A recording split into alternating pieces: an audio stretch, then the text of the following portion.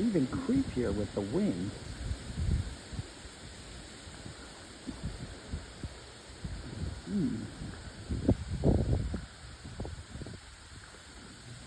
Look at our graveyard set for Halloween. This guy is